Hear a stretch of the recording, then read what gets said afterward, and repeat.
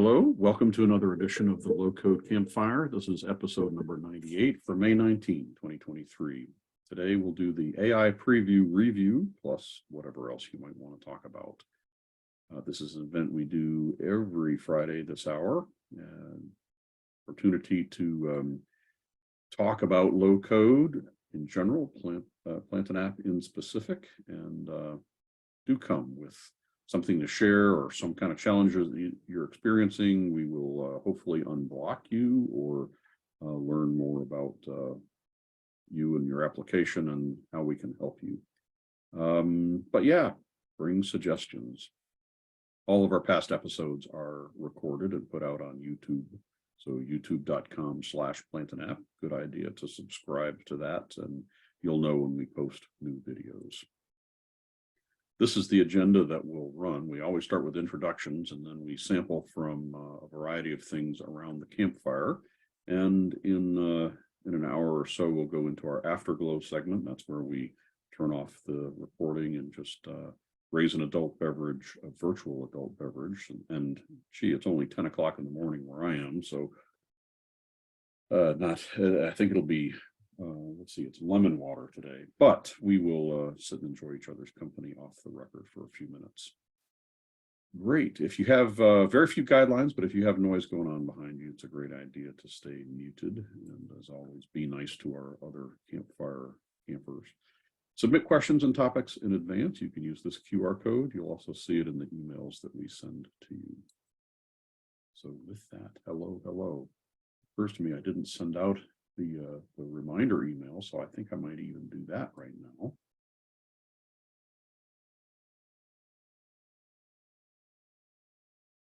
But while I'm doing that, hello. Good morning, everyone. Good morning. Good morning. Bogdan safely back in Bucharest. So we can go on to first call. What's on your mind? Anybody with an issue or episode?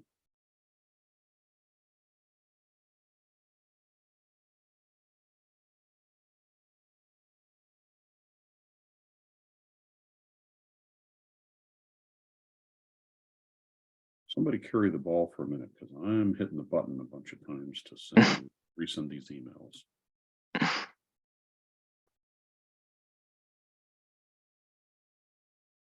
Nobody has anything they want to jump in with?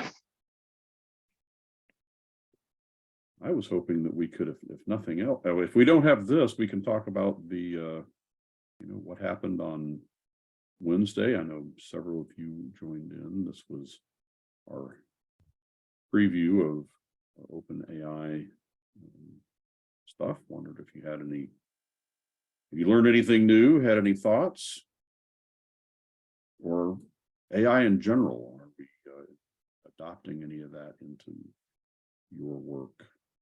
Well, if anyone's not aware, as of this morning, iOS now finally has a native OpenAI ChatGPT app. Huh.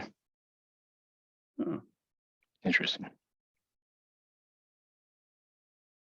So a native app, meaning you go get it from the App Store. Yeah, before you on my phone or my iPad, I had to go to the website, log in, and use the web interface. Now, as of this morning, you can download the app, log into your account, and use it straight from an app instead of a web page.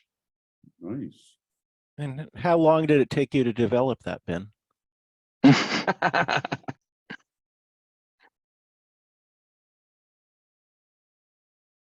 So I really liked the presentation on Wednesday. So I mean, it's got lots of things of ideas churning, and I was happy to see how much you've already integrated into plantanApp. So Good.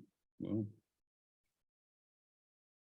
and I already have the coffee mug for yes, for the new pro. Jim shared a picture with me. He's got a Bazinga mug. I didn't know how you got that printed so fast, but that's cool. Early swag. Mm-hmm.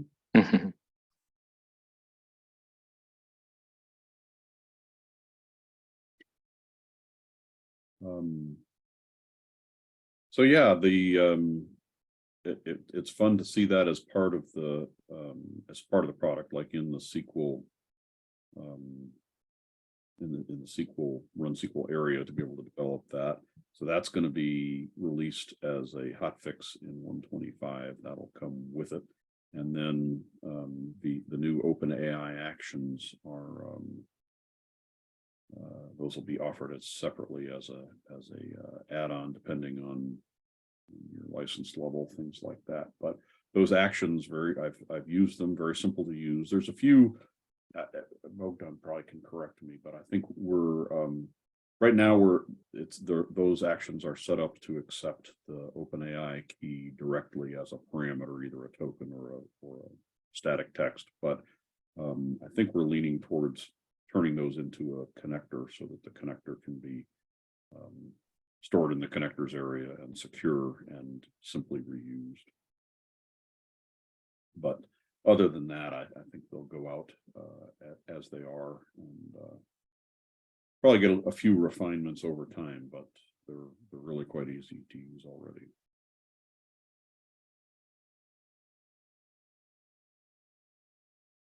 Well, you mentioned connectors there. I noticed when I did my 125 upgrade that there was in the soon to be broken category of the documentation, there was something about the connectors being removed. I didn't quite understand it. I'm sorry, was this in release Notes? In the depreciation. Yeah. So, well, I wasn't directly aware of that. I think this amounts to in connectors.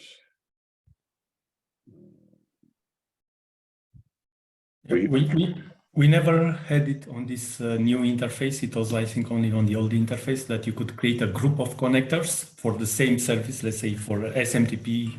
I mean, we didn't have a SMTP. Let's say for I think it was built for EMAP, bringing emails.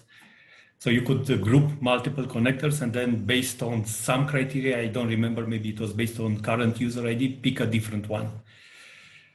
So it was a feature that was not very used at all. It was never. When I was just worried, it was that the connectors in general there was being removed. So it's the grouping, like in the actions where there's create a connector group or something in the yeah. Find one. Here's one. So yeah, we have a group of the SMTPs could be when you create them in this interface, you could create a group and then put multiple things inside the group and choose from among them. So they were just grouped. And Bogdan, if I understand correctly, we're just flattening that out. They're just going to be out there by name, and you can grab the. Yes, exactly. Because since we add an expression mechanism to connectors, you could easily build a source of logic from low code. You don't need it to be a complex things like we built here. Okay.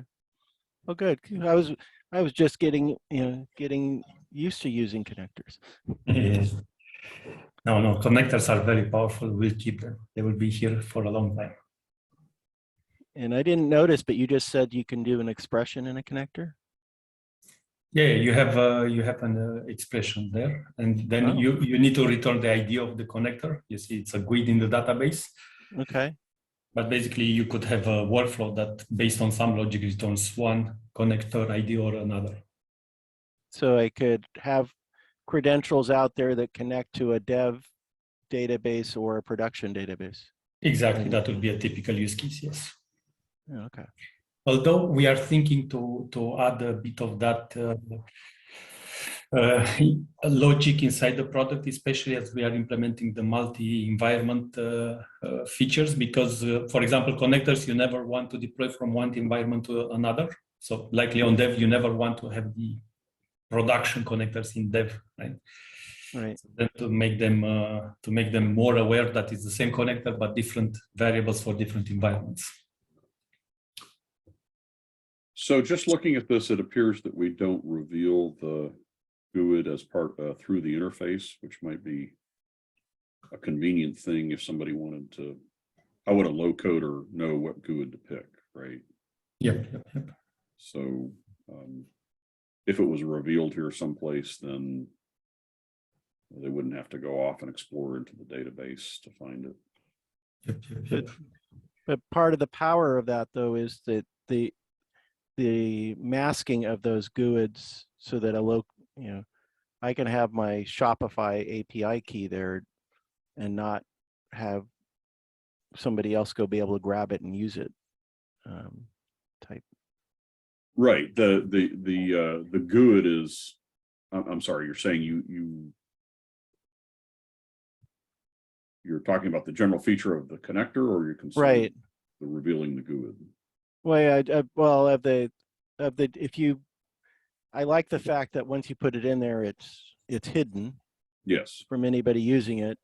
But that if you reveal the GUID, then they could copy it and go use it someplace else. Well, the GUID would only be good on your system. So they would, if they have low code rights on your system to create actions, then yes. But the GUID itself would be useless on another system. I was thinking of the actual API GUID key that you got. You're talking about the internal GUID to go find a record. Exactly. Okay. Never mind. No. So good. It's it's a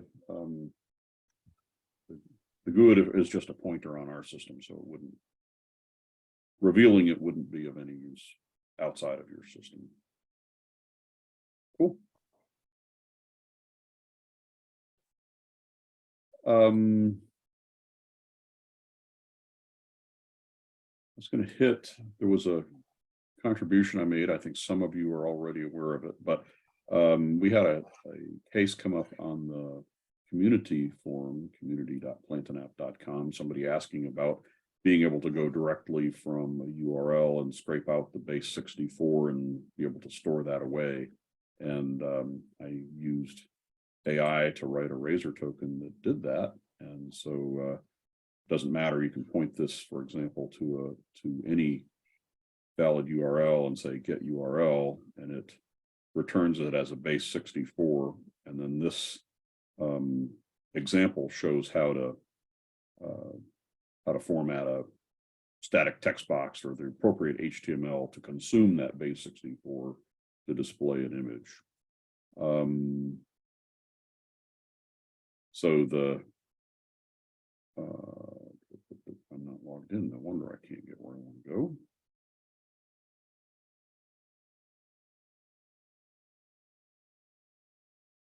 The Razor script to do that is quite simple, but it points out the power of using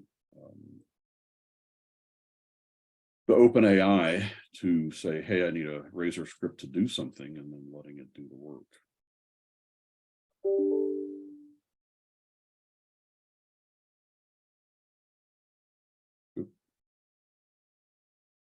So this is the token that I developed.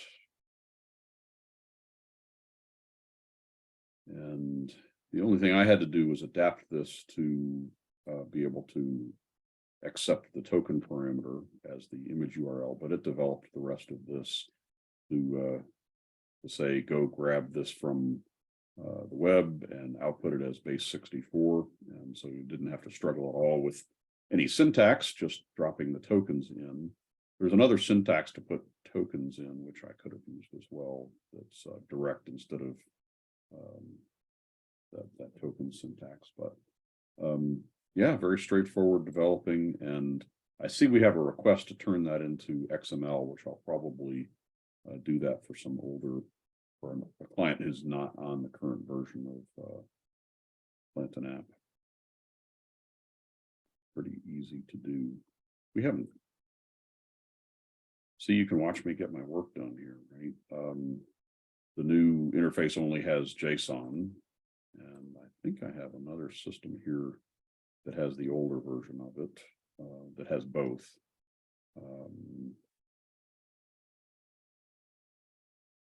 So if you import it as JSON, and I'll be able to export it as XML and give somebody the alternative.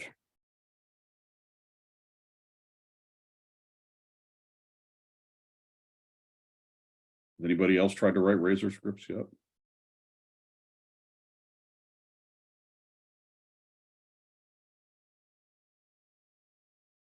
Using AI or just in general? I was saying AI, if you have skills, that's great. Yes, it's helped me write a Razor script. Absolutely. I'm looking forward to it because I have struggles whenever I try to do it. And it usually comes down to, oh, now it's got to be a semicolon versus a colon or a dot or something like that. One of the things that's kind of interesting with that is that if you kind of do it, I've been doing it as a dialogue, so I'm dropping that onto getting OpenAI to produce the thing. And then when I run it, if it has an error, I just post the error back into the conversation and it says, oh, I'm sorry, let me fix that for you. And after 2 or 3 of those, then it works. Let's see, there it is. So I can export this. And for anybody who doesn't know where the community site is, community.plantanapp.com.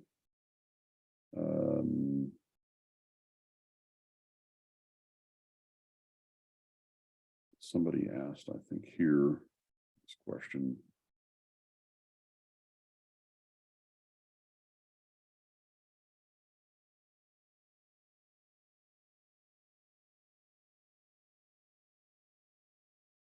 Let's put that for Craig. All right. No other contributions, recent contributions, so that's good. I guess. Trying to build those up, and then we are inching closer. I think we're a month or maybe 6 weeks away from actually getting the launch of the marketplace. And in that, I hope to be able to provide a lot of these things in a template so that you could, when you're starting up a new system, you'd be able to just import the template and have a stack of useful tokens and functionality workflows, things that could just be kind of considered core and not have to reinvent or copy from other systems. So hopefully you guys can help me when I get to that spot, build up a useful starter image.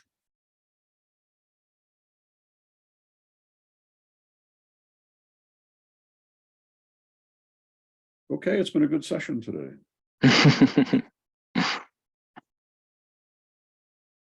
Seriously, nobody had any problems that we need to dive into? Of course I did. Hi. We talked, a couple of us talked via either tickets or doing a session on PayPal. And I'm trying to get my head around what actually is going on when you use the PayPal Express. The action says on success. So that implies that the action is dealing with going to another system, PayPal, and then coming back. And the association, whether, I don't know what the mechanism is underneath, if it's some kind of session variable or whatever is happening, so that I don't need to do anything more. And I'm trying to make sure that I truly understand what's happening. So there's a non-success, a non-error, and all these various scenarios. But I also understand that the page is being reloaded on success from PayPal. It's being, you're being redirected back to the page. So what's the logic there? What do I have to worry about as a low coder? And how do I use it? And do I care that that's happening because of the fact that you're already dealing with it with the on success? Great. So this is the action. I have a working case here, and we can work through it, and I can show at least one working example. So let's do that. I have a just a test form here, and let's say that we're going to do a $1,000 item, and I have to look up. I have some test credentials here, and my super secret password. Buy stuff now. So I'm going to the experience would be, of course, you got a page that's set up. In my case, it's just I'm just asking an amount to charge, but you would probably have a store, a shopping cart, or whatever it is that you're trying to do. And you'd come to the point where the user would say, yep, I want to buy this thing. So you click submit. So the PayPal action takes you over to PayPal. In my case, it's going to the sandbox PayPal. So we're in a play world here. And so I'm going to use buy stuff now as my password and log in. So this is just the make-believe world of sandbox. But it gives me the same PayPal experience. But you'll notice we've completely gone away from the site that we started. And Right. we're going to interact with PayPal, and then when we're all done, we're going to come back to our site, and that's the trick, and that's where there's some limitations. So we have our $100 item that's happening here, and I'm going to pay that out of my PayPal balance. Doesn't really matter, so I'm going to say continue, and because in this make-believe world, I have a PayPal balance. It's not going to ask me any more questions. It's just going to redirect me back to the site. And I'll show you all the piping for this in a minute, but I just wanted to cover the experience. So we were on the site. We came back to this site. I mean, we went away to PayPal and we came back to the site. Notice up here that I have some values. So I got the PayPal transaction ID. The payment type was instant. The payment status was completed. There's some other things here. There's an amount, whatever. So I'll show you all of how this was piped, but I just wanted to point out that it's there. Okay, so if we look in on the action that made all that happen, and we can, it was the submit button. On the submit button, I did a couple of things. Let's see what I did.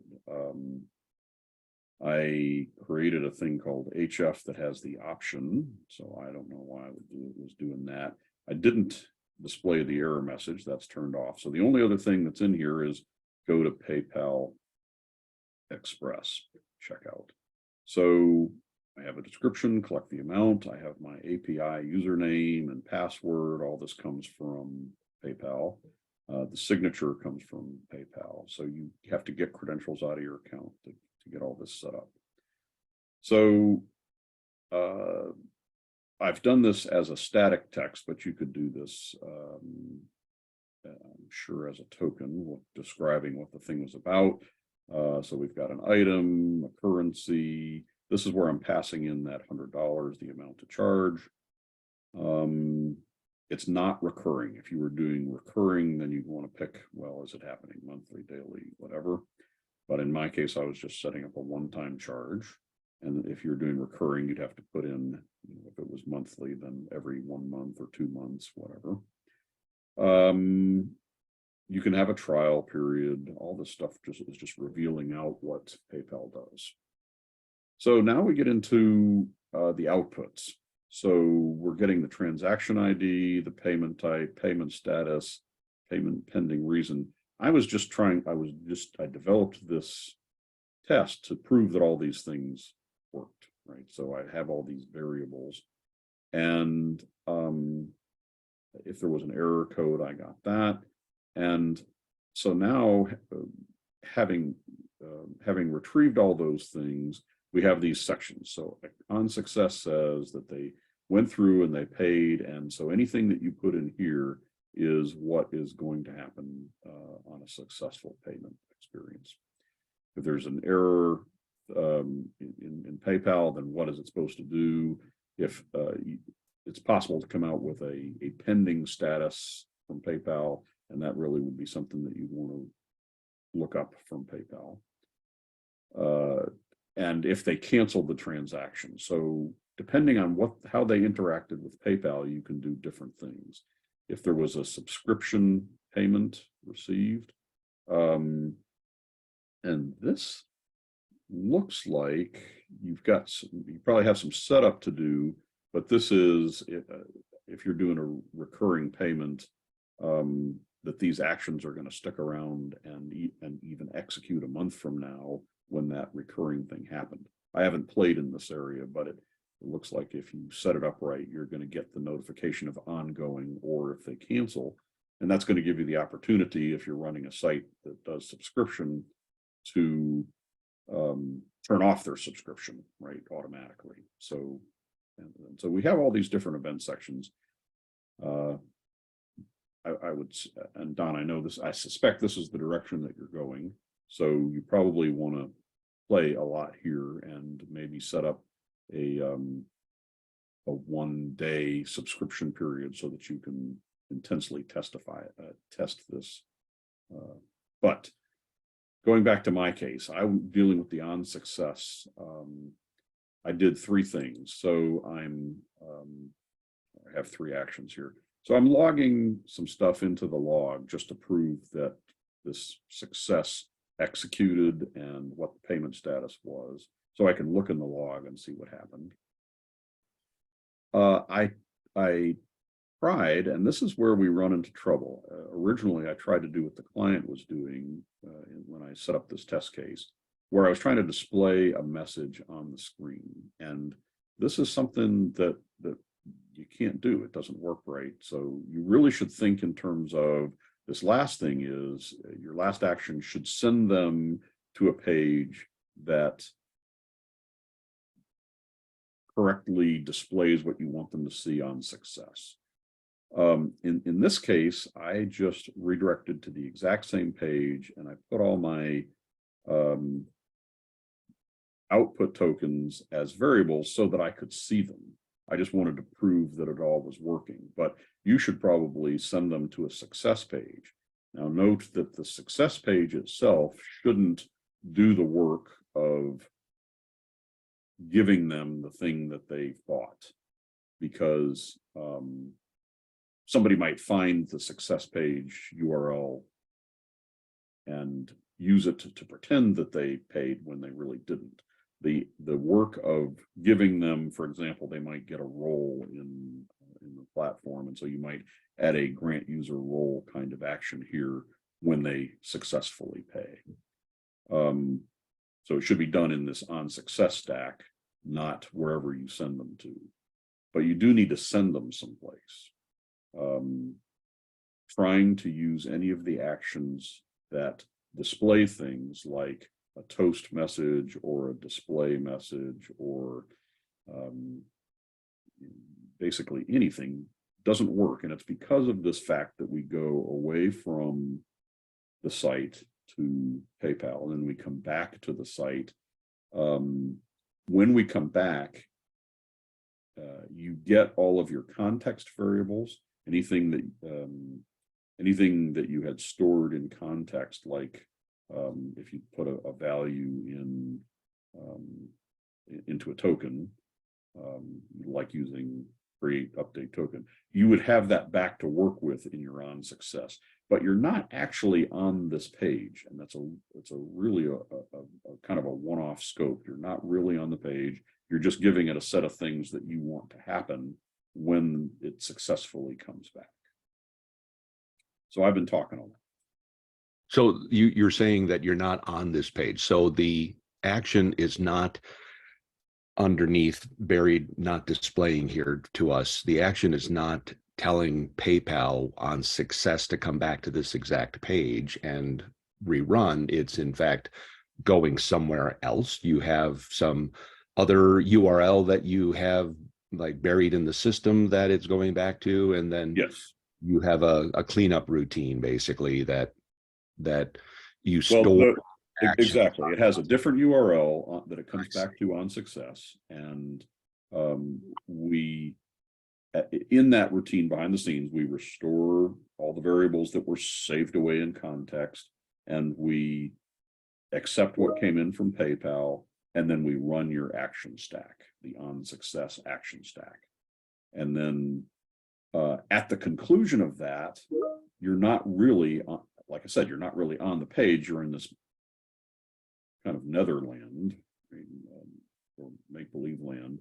And so your best way to think about this is end your action stack with a redirect to a URL that makes sense in your use case. Right. Well, mine actually, you mentioned a couple of things here. So my use case is doing something that DNN used to natively do, and then they pulled it out, which is paying for a role. Very simple. I want a membership system, and once they're a member, they get to see pages other people don't. That's really straightforward. So I'm just trying to get that down. You mentioned the subscription stuff. I had no idea that PayPal will actually call upon you when a subscription renews to do something. That's very interesting, because I could make my membership an annual thing or monthly thing or whatever.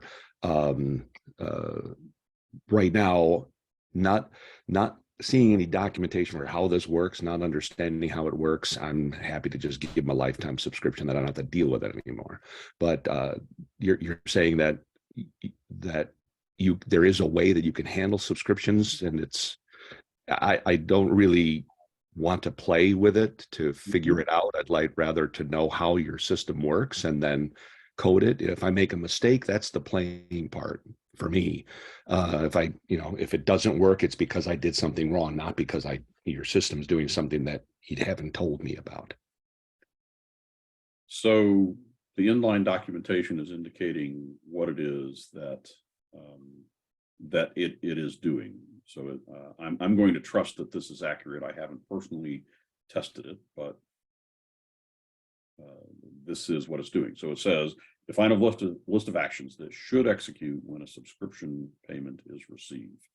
So I am interpreting that if you set up a monthly subscription, that once a month when your PayPal account is credited, you're going to get a notification from PayPal, and this stack of actions is going to run. Okay, I'm not really quite understanding it. It says developer, first of all, that for live, which is not clear on, because I thought that when you go live, you no longer go to developer. Again, maybe I'm not going to bother wasting everyone's time here.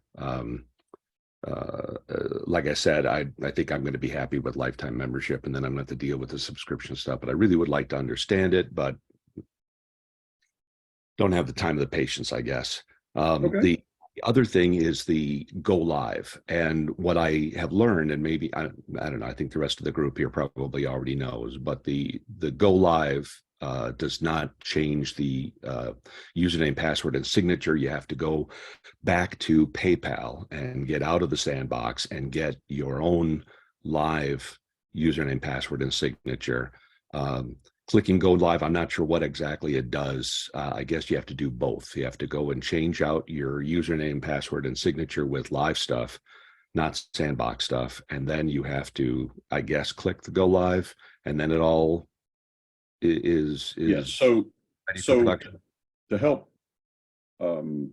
envision this, when it's time for this action to do work, it has to communicate with PayPal, and PayPal has two different. Sandbox is one, and they have a production URL is the other. So this is determining which URL it's going to, which server it's going to, and so. But what you've pointed out is accurate. If you have different, and you will have different usernames and passwords for your sandbox versus other. So you set this up in one of two ways. It's not just clicking. You have to set up username, password, signature for your live environment, or username, password, signature for your test environment. It seems to imply that if I were to put in my regular PayPal live account API username, password, and signature, but do not check the go live, then when we run this once, what happens? I mean, well, so the PayPal action submits your information to PayPal, and at the spot, it had either the test or the production environment. So if you use your production credentials and don't click go live, it's trying to use the test server with production credentials, and it will fail. Got it. So you have to set up all these corrective. It's more of an indication that, hey, I mean to go live. So yes, so you after you do all your testing, put in your credentials and hit go live, and now it's going to be hitting the production one, and transactions that you do will really charge. And just as a matter of practice, I would set up a I would actually do a transaction and see that it hits and collects from your credit card onto PayPal, just to prove to yourself that it works. Of course, coming out of one credit card onto another credit card, you don't lose any money, but you prove that it really works. yeah, right, exactly.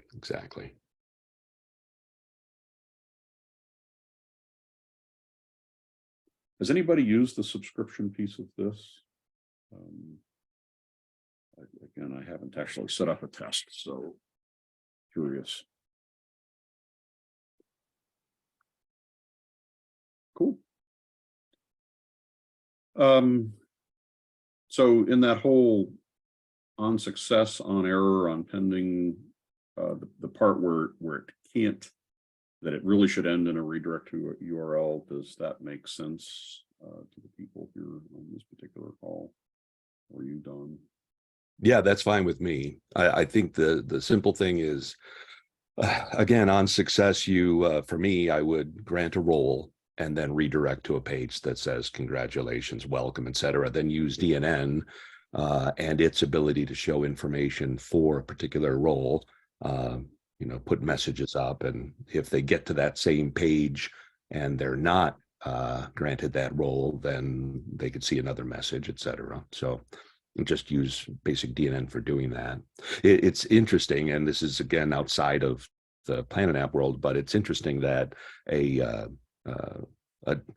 CMS that was based on the fact of having members would have given up all of that membership building technology that was built into DNN and just throw it away. And so now you have to add it in manually with this.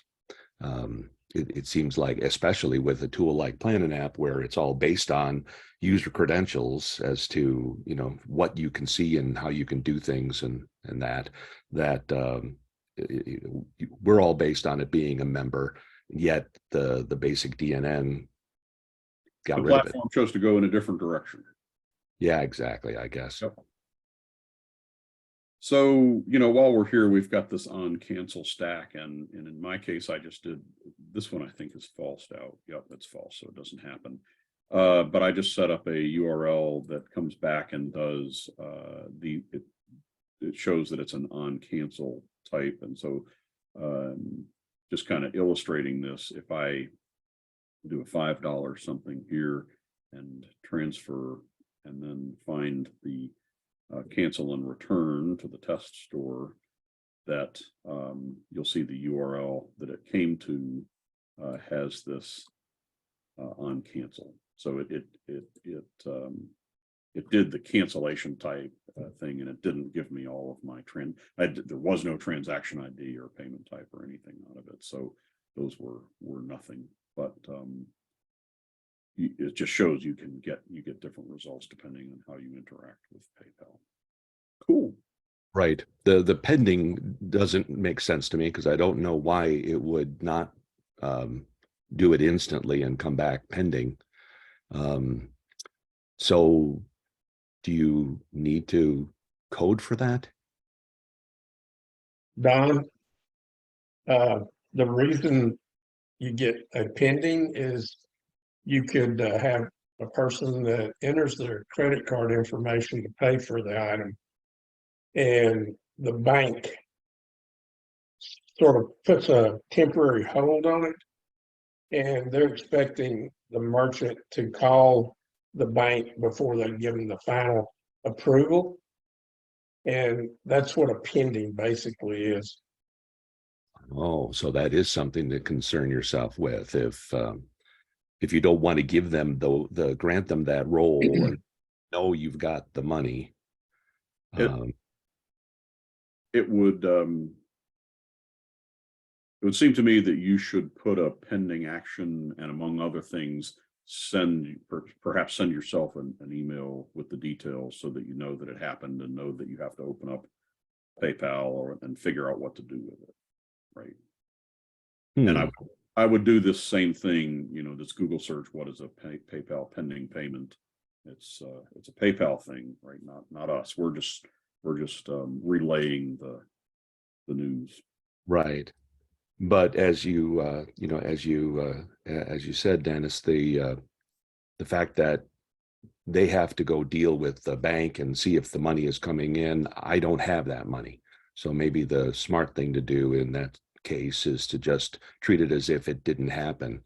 But I'm not really clear on that. Does that mean that it might happen? And so if it's pending, you do need to call. It usually will tell you to call the bank. You can look at the error codes, and it will tell you in the error code that you need to call the bank to get the transaction approved before the money will actually transfer into your account. Okay. So this is Mark. I want to add another note in on this conversation. I've had it happen multiple times where pending was in use because in PayPal, you can set up a multiple of different types of funding for your PayPal account or funds sources. And one of them is a bank transfer. And sometimes the bank transfer is fine and will work, but it just doesn't go as fast. A bank transfer, in my experience, can take up to 3 days. And so your completion of your form transaction will wait for that to happen. So when that finally does happen 3 days later, then your transaction kicks back into gear and does all the actions that it was supposed to do on success. Yeah. So you think that something happened, but it didn't really happen all the way. The money didn't transfer until several days later. And then it all happens. I've had a case where the customer emails me and says, what happened? How come I don't have this thing that I ordered? My form said I was complete. And when I track it down, it's because the money didn't actually transfer yet. And that's all PayPal. And PayPal, how they're transacting the money, how they're getting it through their sources. So sometimes, unlike what Dennis was saying, and I think is very valid, but sometimes it's still going to happen. You just need to be patient. So you're correct, Mark. We don't typically use bank transfer, so I had forgotten about that, but you're absolutely correct. So Mark, out of curiosity, do you happen to know whether the on pending logic got activated in that case? To be honest, I am learning now that that's there. I don't think I've ever used that before. It just so. I just have to. I'm just curious. It sounds like it's possible that you might get an immediate on pending result to say, hey, this bank transfer was entered, and you can get the details of it, but it hasn't succeeded. And then what I'm also hearing from you is 2 or 3 days later, when it succeeds, this on success goes through, and life is good. Yeah. I think that's true. You probably could use the on pending for that purpose. That's probably why it's there. I haven't tried it yet.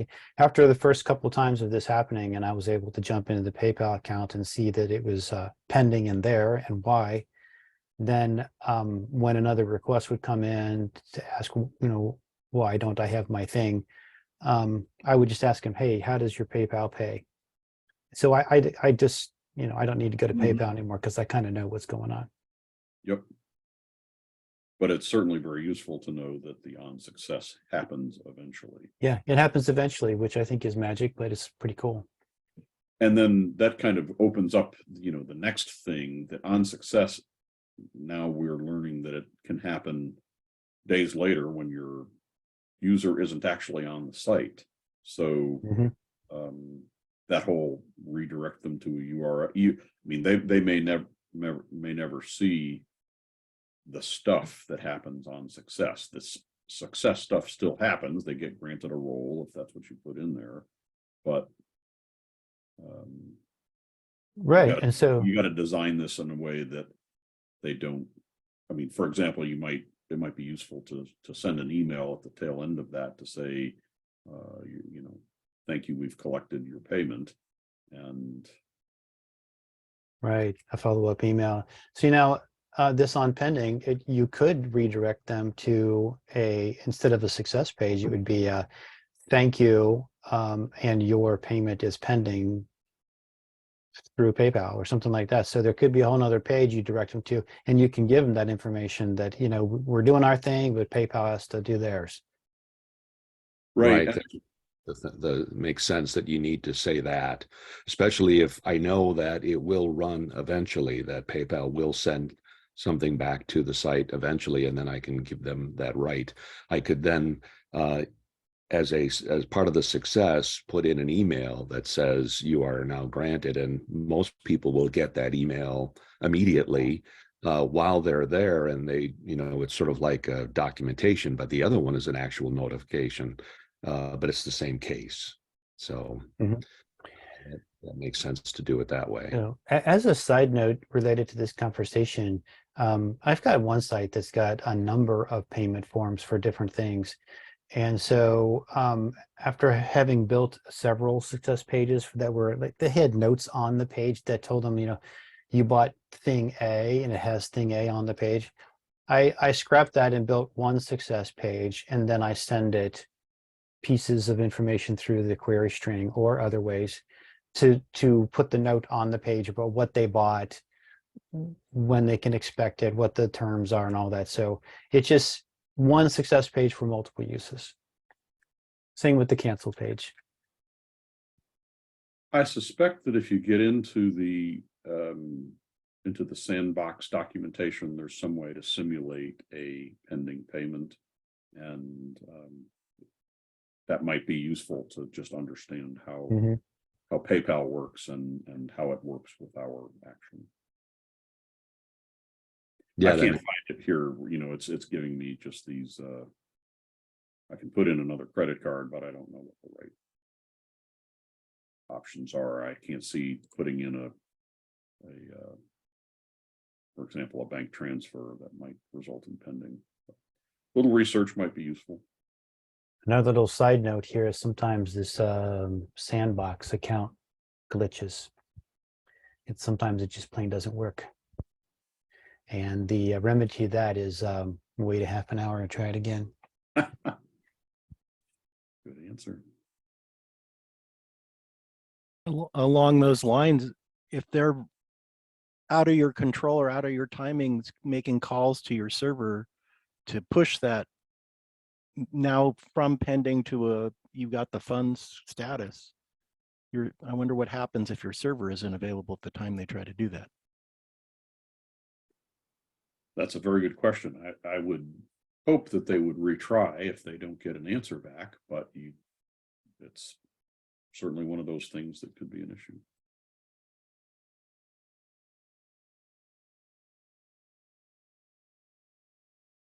So while we spent the time there, I'm interested. We have this payments. I guess I don't have it loaded here.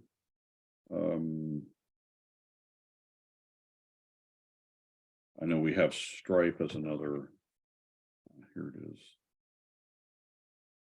There's a completely separate section for Stripe. I'm just kind of curious what kinds of things that has. Yeah, so we have an on success on error out of that. It's not quite as involved. So there's different payment processors that are available if you don't like PayPal. I think PayPal is it seems to be pretty straightforward to work with. If you were to set up using Stripe, does it do the same thing where it takes the client out to the Stripe site and then does the transaction and come back? I don't think you have to do that. I think you can create a Stripe subscription, and I really don't know the flow.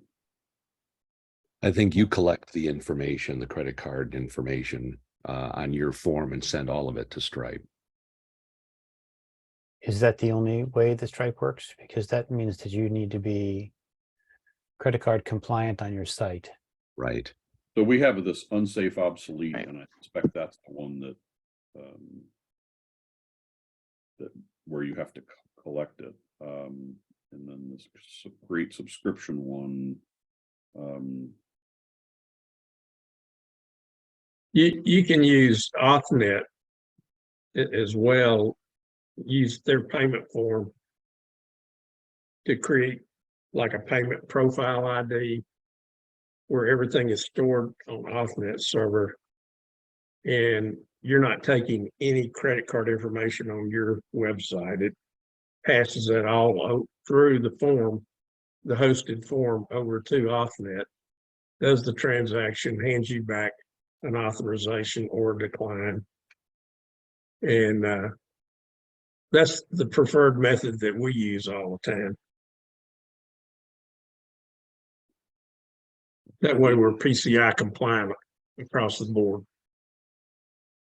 What does the user see when they're doing a transaction? Do they go out to Stripe and come back, or is it happen on your site? Well, with Auth Net, you get a Auth Net form that comes up. It's generic, so it doesn't. You can make it look however you want to, but it just basically asks for the credit card, the expiration date, and the CVV. And once they type that in, then it will approve it or it will decline it. Could be pending as well. But anyway, then Auth Net gives you back a code that lets you know whether it was accepted or declined, and gives you all of the information. If it's accepted, they'll give you back your transaction ID, your auth code, the pertinent information you need to go ahead and create your order. Are you saying that happens in a pop-up on top of the form that they're sitting on? It's not a pop-up on top of the form they're sitting on. It brings up a hosted form that resides at authorized.net. Okay, good. I'm But when interested. you're finished, you're obviously going to take the person back to the form that you want them to be on. Mhm. Okay, sorry, an Don, hour- I didn't want to hijack your Good thought. No, the overall how these tools work and interact with PlantinApp is the critical component here, is understanding what's going on back and forth. There's a what's the word? There's so much advantage to having low code, but then you also run the risk of not understanding what's going on because of trying to make things simple. When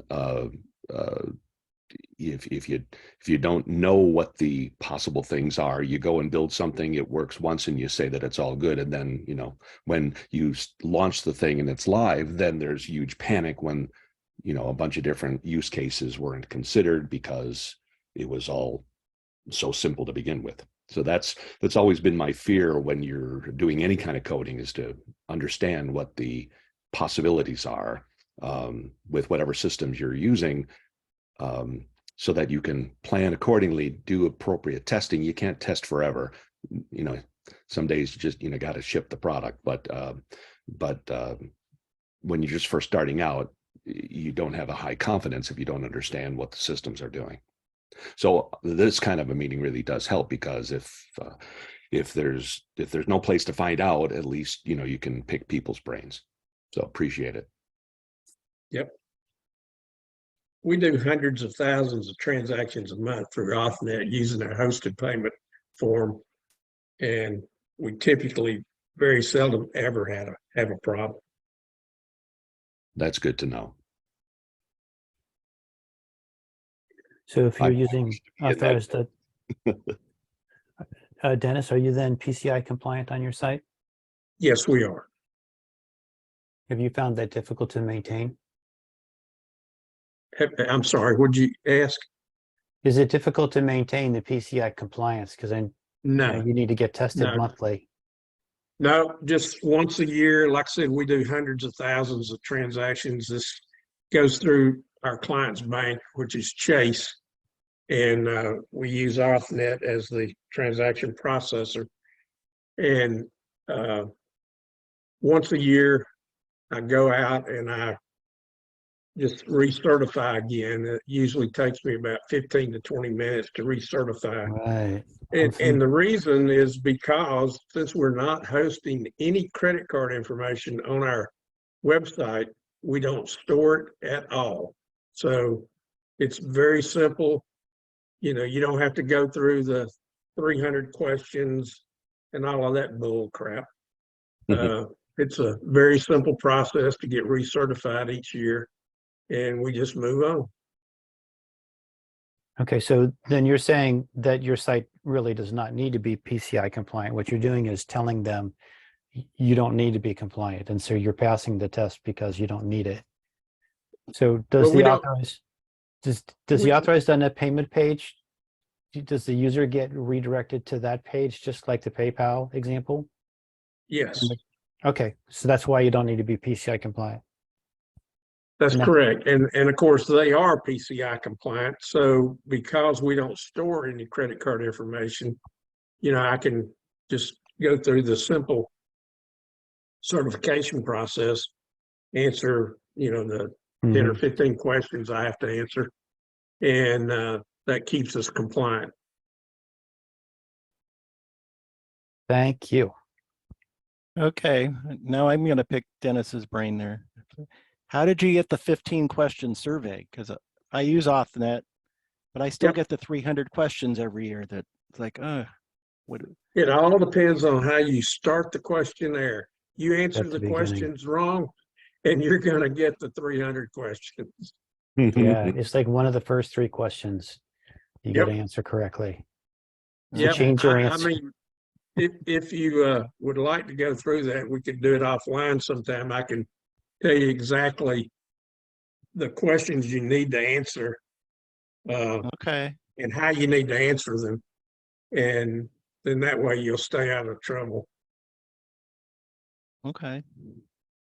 I will send you an email address and maybe Okay. reach out to me when you have a chance.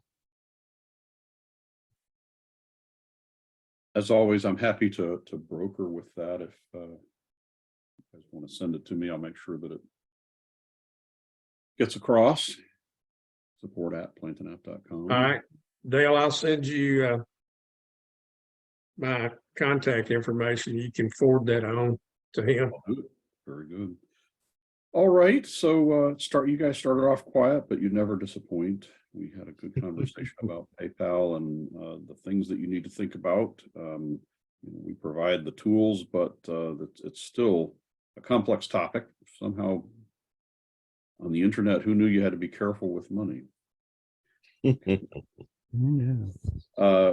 With that, we will adjourn here momentarily. We'll go into our afterglow segment, so stick around if you can. We'll do that for 10 or 15 minutes. Happy low coding, everyone. Thanks, Good Dale. meeting, guys. Thanks, Dennis. Yes, sir. Thank you.